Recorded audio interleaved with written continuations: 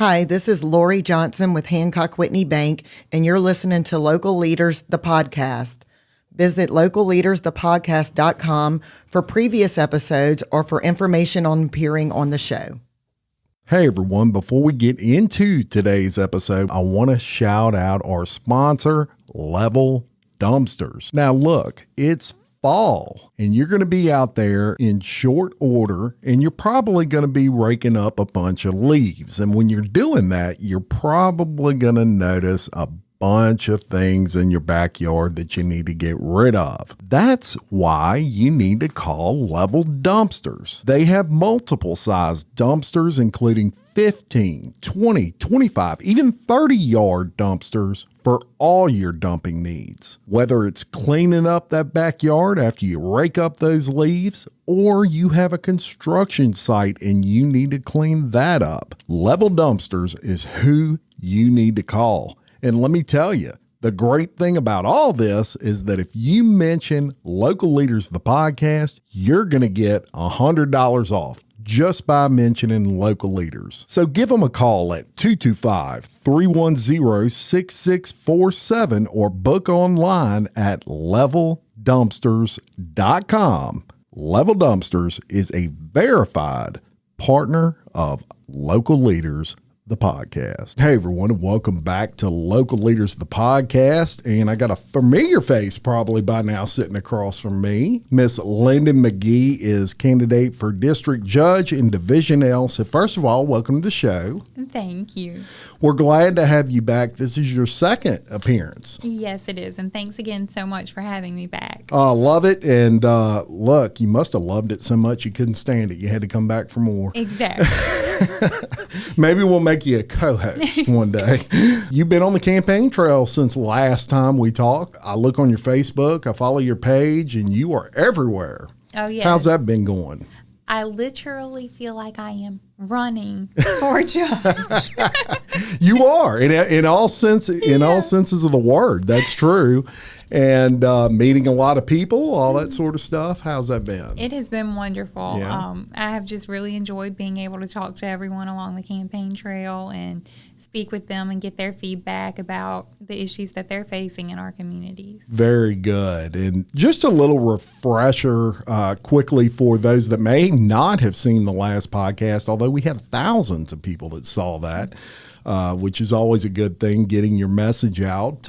Let's give everybody a little bit of your background again and what inspired you to pursue a career in law. Well, my name is Lindon Magee. I am running for district court judge on the November ballot. I'm a lifelong resident of our district. I live here with my husband and our two little boys. I have been in the legal field for the past 15 years. I've worked as a victims advocate for the district attorney's office. I've worked in juvenile court with our public defender's office.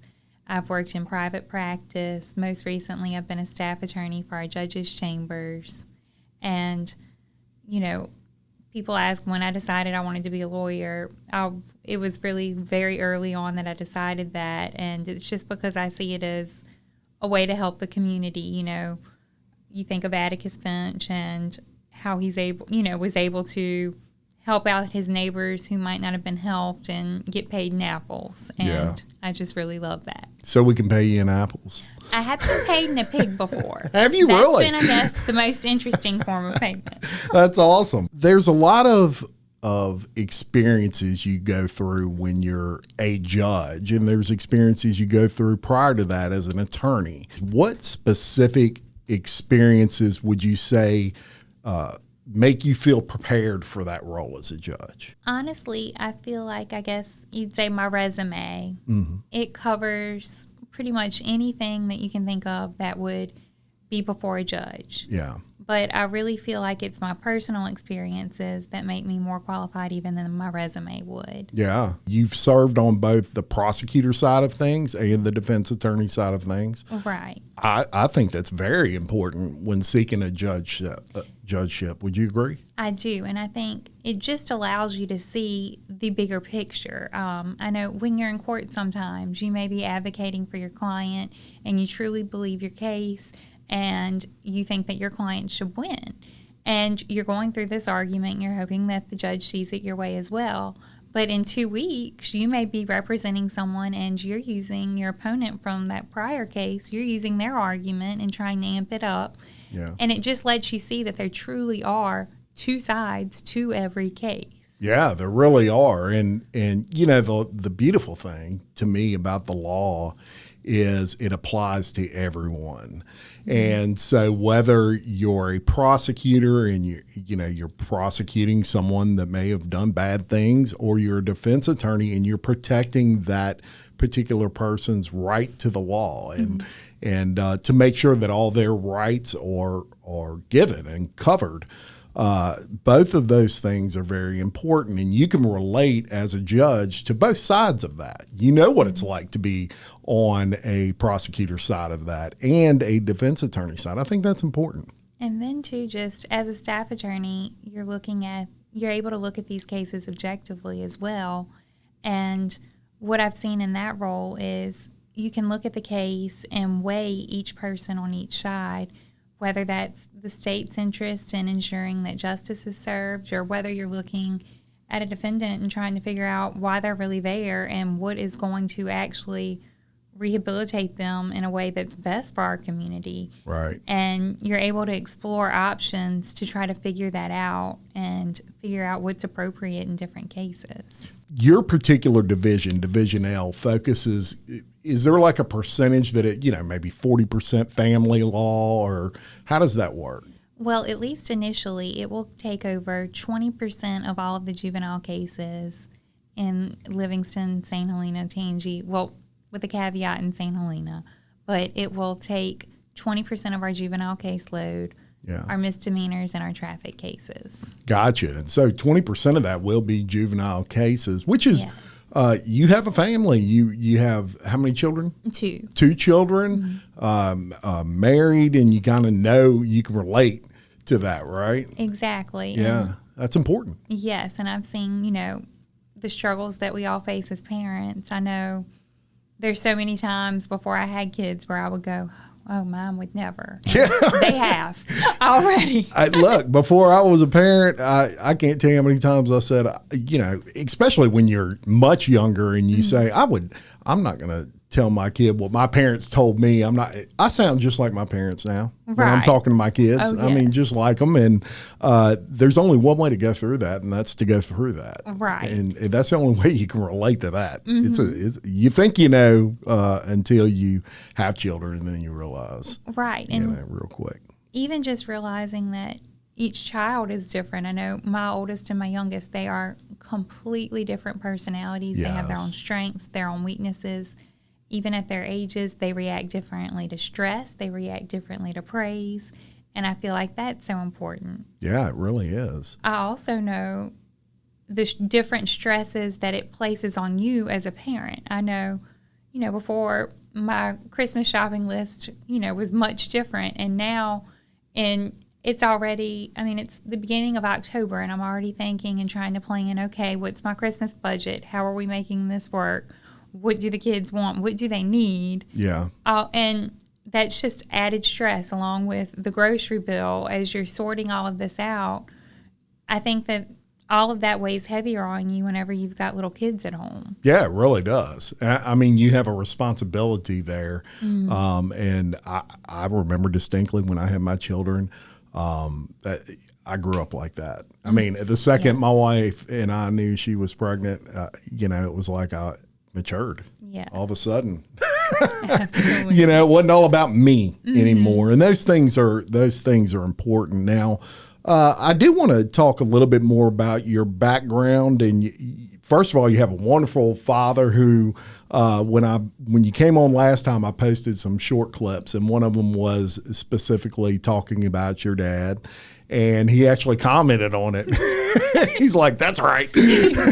And so Really love that. But you come from a very hardworking family, real people, right? Regular people, plant workers and hard workers, people that we can all relate to, right? Right. Right now, my dad, he is on a turnaround right now working in Chalmette. So he is home, but he's on a night shift right now. And he's been asking still, hey, what can I do for you? If there's anything I can do before I go to sleep when I get home in the morning, let me know. What signs need to go out, that's everything else. And I'm going, you go sleep. We're good. Yeah.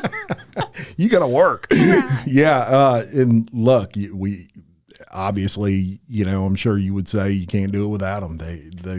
Those soldiers that you have that are putting up signs and all those sorts of things, that's important. Yes. For sure. Even especially him being on the night shift right now has been beneficial because my mom will come stay the night with me. Yeah. And she can just stay. Like this morning when I left, my kid, my youngest, he's still in the bed sleeping. I can leave. She's just there. It makes it so much easier. I have a great support system with, all of our family. Love that. I have kind of a question you would commonly ask someone running for judge, I would say, and that is, how do you plan to engage with the community if you're elected? Community's big around here. I think just being a part of the community and going out and still continuing, to talk with people and realizing what they're going through. And, I think it's important to know the struggles of the people who are in front of you in court are facing. Yeah. I know just it's very important. Being at school with my kids, I know that's so huge. You see what's going on, you hear different things, and just being in the school and in the community is so important as well. You discussed the judgeship and the parishes that it covers, and that is Tangipahoa, Livingston, and St. Helena, correct? Right. And there's kind of a caveat with St. Helena. Explain that real quick. So this seat will be on the ballot in St. Helena. Yeah. But this judge will not go to St. Helena, at least initially, probably for the first at least 3 years. Yeah. It is set up to not go to St. Helena. Okay. But again, still on the ballot there. Yeah, you can still vote. Yes. And as, everything, I guess, is subject to change. Sure.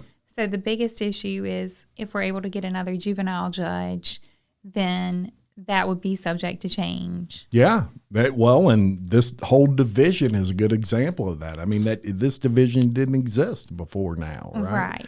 Right. And that kind of leads me into my next question, and that is one thing that you will hear from the community, right? In any community you go to throughout the country is that the wheels of justice just seem to turn slow. They do turn, but it's a very, very slow process.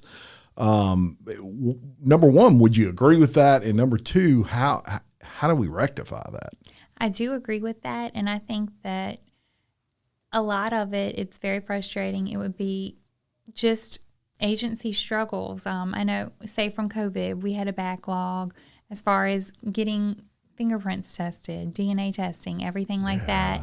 It creates a backlog, and that slows things down. So when you're in court trying to get a case to trial and they're going, well, we still don't have the DNA back, we got to wait. And it's very frustrating, but I think just working with different branches and trying to figure out how we can more efficiently handle these things and increase the speed that these cases are getting to us would be very helpful. And adding this division does help with that. Absolutely. And I guess that's a product of efforts being made to increase the speed there, and that's always a good thing. Yes. What is your approach to ensuring fairness and impartiality in a courtroom?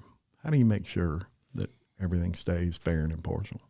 To me, it's just about keeping an open mind and knowing that these are people in front of you, and it could be your kid, it could be your cousin, it could be your sister, and that's who you're dealing with. Yeah. And you want to treat that person accordingly. You want them to be treated how you would hope that your family was treated in court. Yeah. And that's if my family member committed a terrible crime, I would still hope that when they go to court, they are treated I would expect the sentence to be swift, and I would expect it to be just. Mm-hmm. But I would also hope that people still realize that I'm a mom sitting in the pew watching my child. Yes. And I think that you have to keep that consideration. What do you think the biggest challenge is for judges these days in this community? I think the caseload certainly is a challenge. Yeah. Just being bogged down, having so many cases on your dockets and trying to sort them out. I think that that's a huge challenge. And our judges, they have done a great job trying to move cases through. Just our court calendar itself is limiting. We're a 3-parish district, and you only have so many trial weeks. Yeah. You can't just set things. I know some people think, just put it on the calendar. But to do that, you have to make sure, is there a courtroom available? Is there a court reporter? Is your minute clerk there? There's a lot that goes into it that has to be planned. That's true. And not in your normal, the everyday person that doesn't spend all day in court wouldn't know that. I mean, Right. they don't see that backside of everything that makes those wheels turn. Right. I And guess you can also, say. social media, I feel like, has given a new challenge. I think in some That's ways, putting it mildly. yes, in some ways, I think it's good, and Yeah. it makes sure you're held accountable for what you do. Yeah. But it's also very hard to get the full story out, especially from the judiciary. Yeah. You're not able to comment on things, so you're not even able to walk out of the courthouse and say, well, look, this is what's going on. This is why all of this is happening. Your hands are kind of tied, and you just have to sit back and hope that people do their homework and find out the full story. Yeah. Oh, that's a great point. Great point. And that is something that social media, there's some positives to it and there's some negatives to it. And there's a big rush to judgment sometimes, maybe in some cases, from the public, not necessarily from the legal side of it. How would you handle cases that attract significant public attention?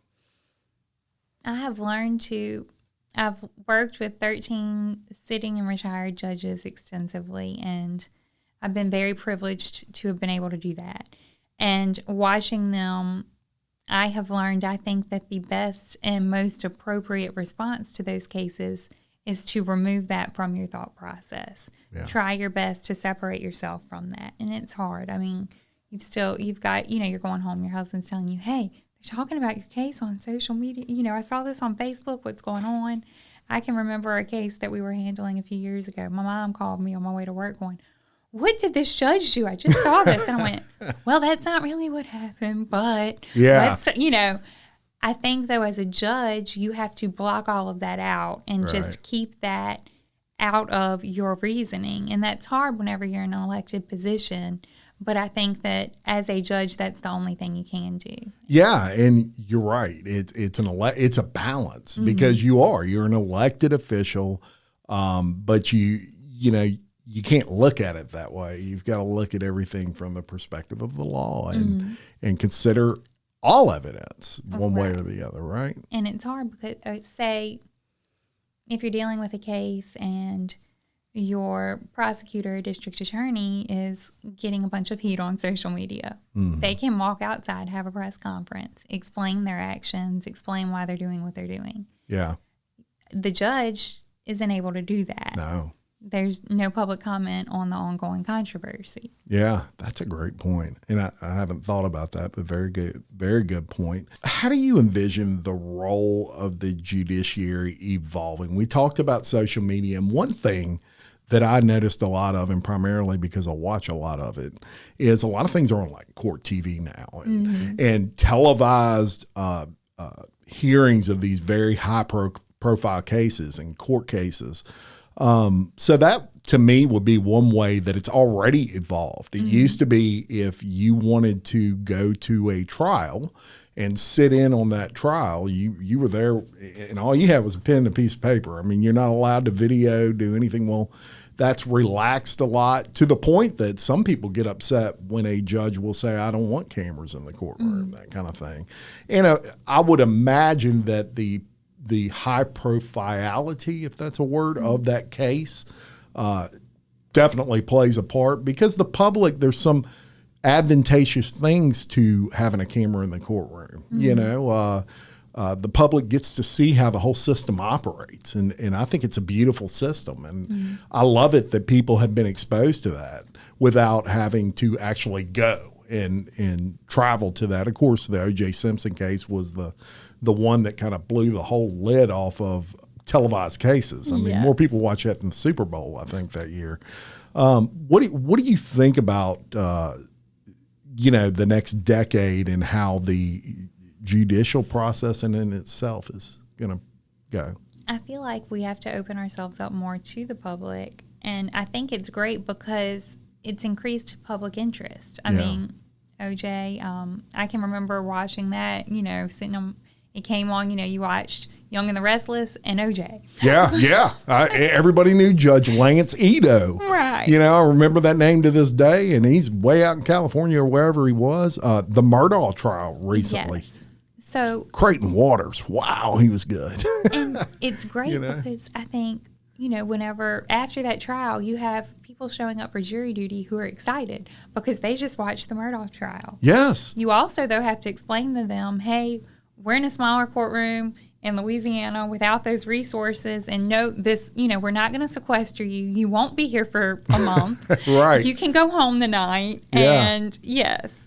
And that, trying to get people to understand, each district's a little different. And once you go state to state, that varies hugely. Sure. But I think that the public interest that it brings definitely outweighs any negativity that can be explained. I agree 100%. And, we talked a little bit earlier, not to backtrack, but you had mentioned the fact that in courtrooms and things like that these days, the responsibility of the judge and, that kind of starts at a young age when you have these aspirations to be whatever it is you want to be. Mm-hmm. And I always use this as an analogy.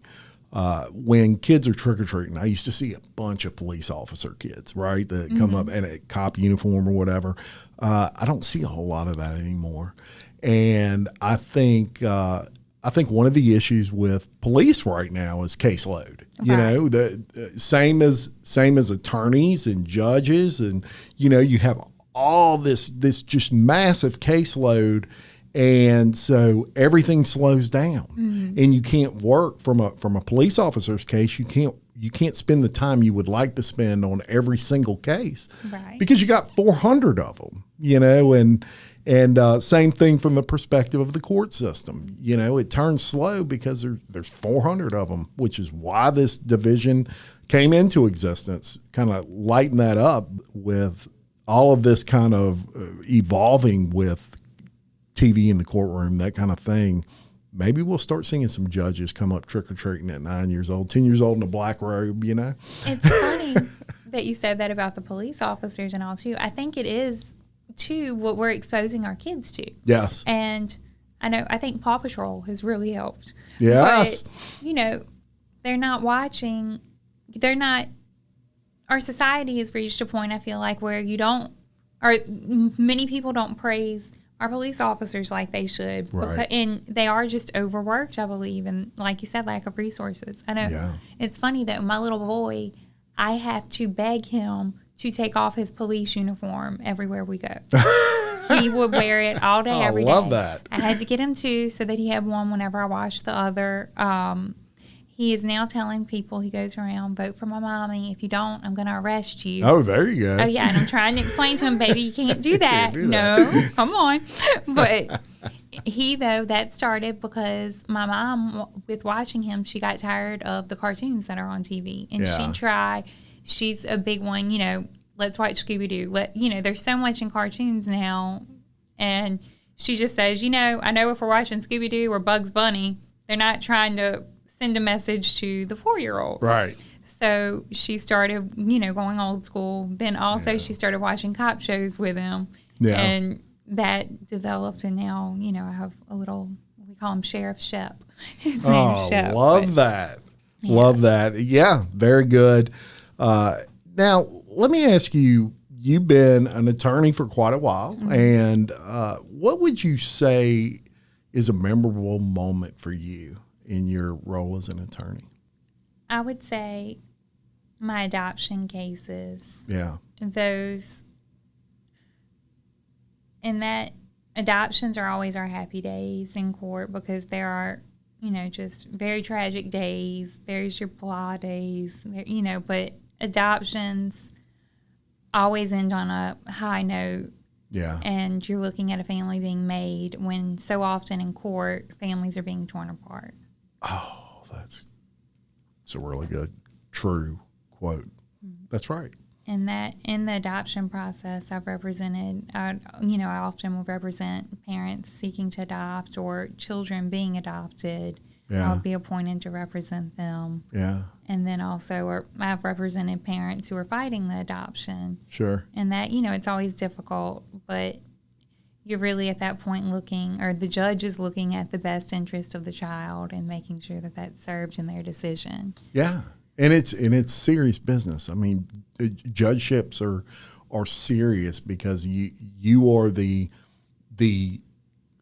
deciding factor really in someone's life at a major level. Right. Yeah. And so you really want someone. That's why I'm continuing to hammer down someone that can relate to a lot of different aspects of life. Exactly. And people so often say, hey, I haven't never seen a judge before. I'm never going to see a judge. And I'm going, you don't know that. You could be never say never. Right. You could be the victim of a crime. Yes. You could have a family member that develops a drug problem.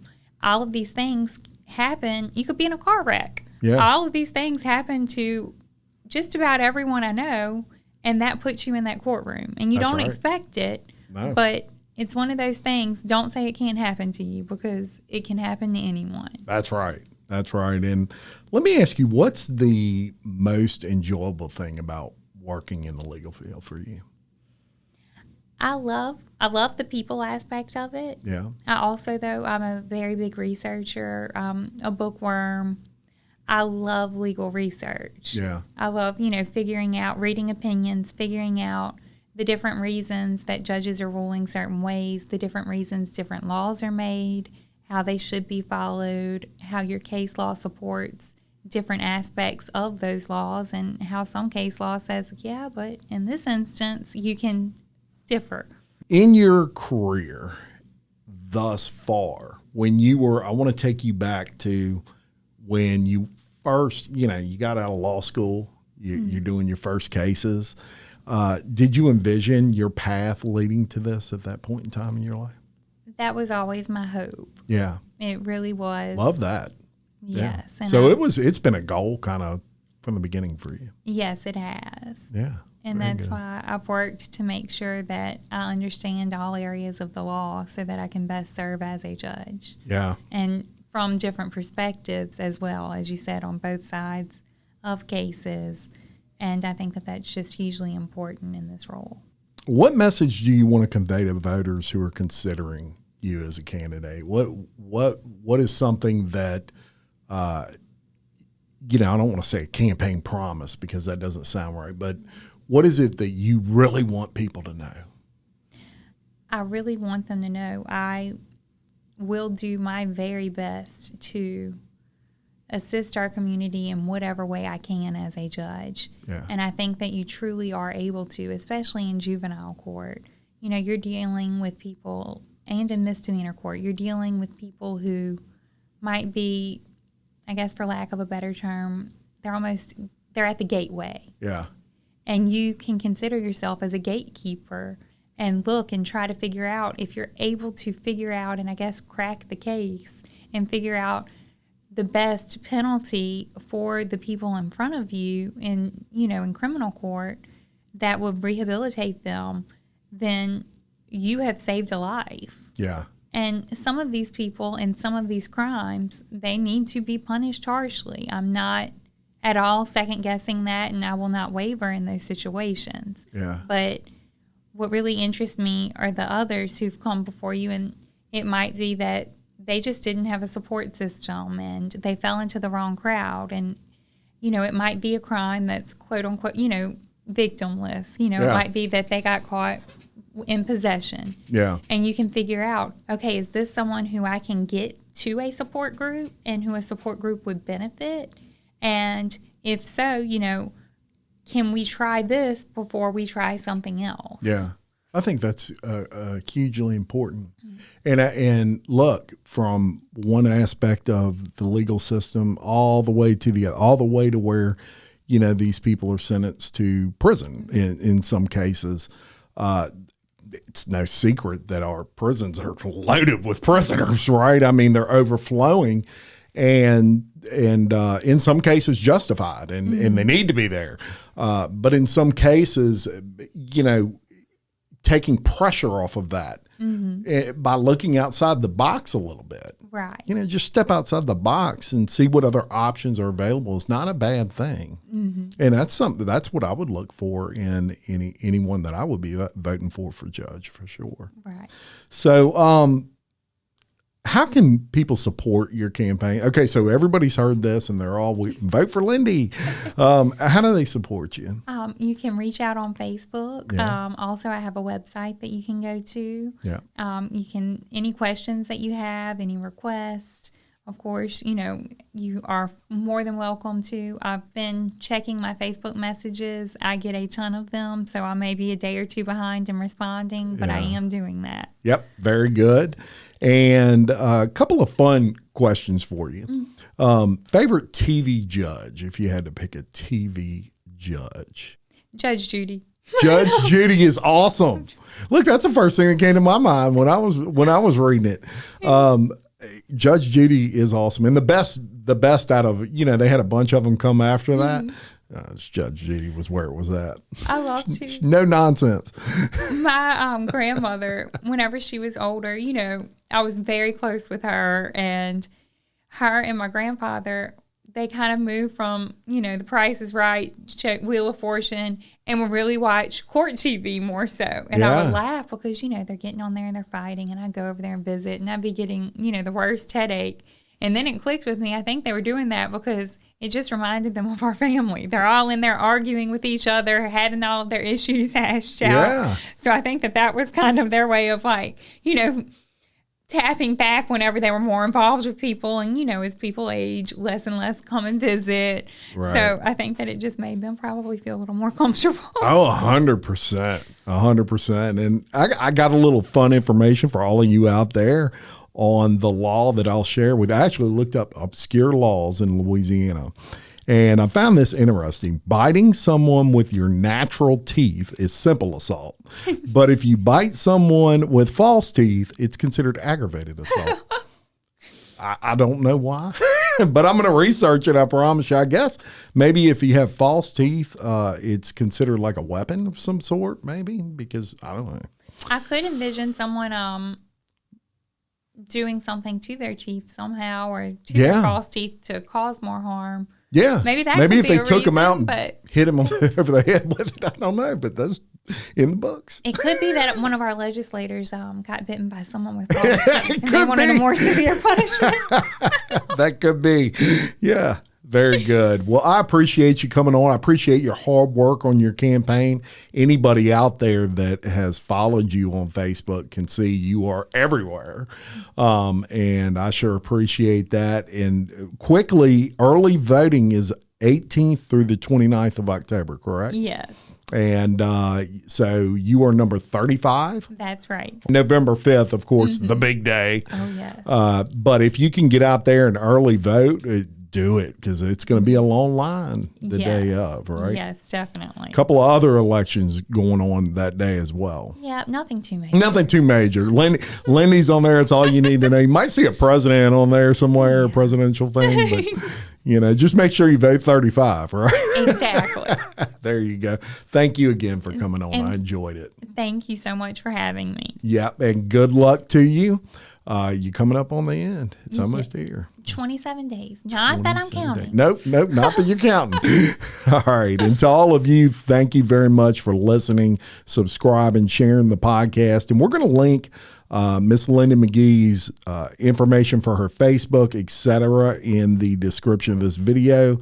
So just click on that and it'll take you right there where you need to go. We'll link her website as well. So until next time, I'm Jim Chapman, reminding you, love your community, support local business, and keep leading. Thank you very much.